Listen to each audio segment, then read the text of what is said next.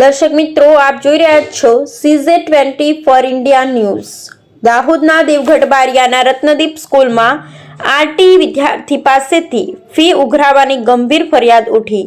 Fee વસૂલાતા હોવાનો વાલીએ કર્યો છે આક્ષેપ। ધોરણ 7માં પ્રવેશ ન આપતા વિદ્યાર્થીનું શિક્ષણ બંધ કરાયું। શાળા ટ્રસ્ટી તથા હાલના દેવગઢ બારિયા નગરપાલિકા પ્રમુખ ધર્મેશ કલાલ સામે ફી ઉઘરાવવાની ગંભીર ફરિયાદ ઉઠી। ₹86,000 બાકી હોવાનો ઉલ્લેખ કરાતા શિક્ષણ જગતમાં ખળભળાટ।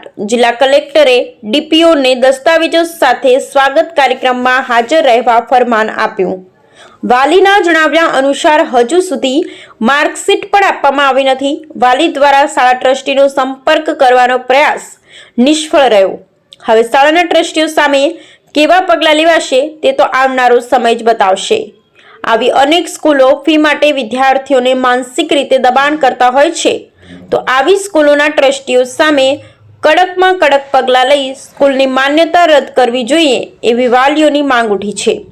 Reporter Govindbhai Patel, Limkheda, CZ24 India news. Chetnaben Gadava અને અમે સત્યની સાથે।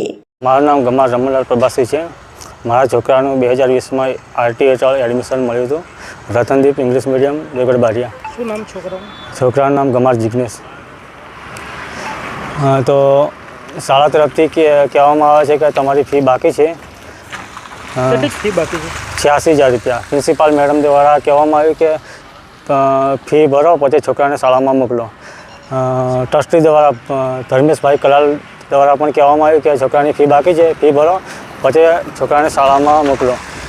જે છોકરાના ખાતામાં ₹3,000 આવે છે એ પણ આ લોકો માંગે છે કે એ પૈસા આવે તે અમને આપી દેવાના તમારે। અત્યાર સુધી કેટલા પૈસા ચૂકવ્યા? ₹8,000 ચૂકવ્યા છે। પાવતી છે આપણી જોડે। ક્યાં ક્યાં રજૂઆત કરી? વડાપ્રધાન સાહેબને, મુખ્યમંત્રી સાહેબને, શિક્ષણ મંત્રી સાહેબને અને શિક્ષણ વિભાગને અરજી કરી। અરજીનો જવાબ કઈ આવ્યો? અરજીનો જવાબ આવ્યો છે, કલેક્ટર સાહેબે 24 તારીખે બોલાવ્યા છે।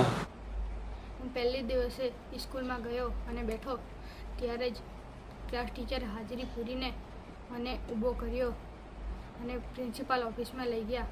પ્રિન્સિપાલે એમ કીધું કે તારે છે ને તારી ફી બાકી છે, તારી ફી ભરવા પડશે, નહીં તો તને સ્કૂલમાં બેસવા નહીં મળશે। એટલે હું ઘેર બેઠો ભણું છું। પ્રિન્સિપાલે ચોખ્ખું કીધું છે કે તને આ સ્કૂલમાં બેસવા ના મળે, એટલે હું ઘેર બેઠો મારે જેટલું થાય એટલું કોશિશ કરું છું।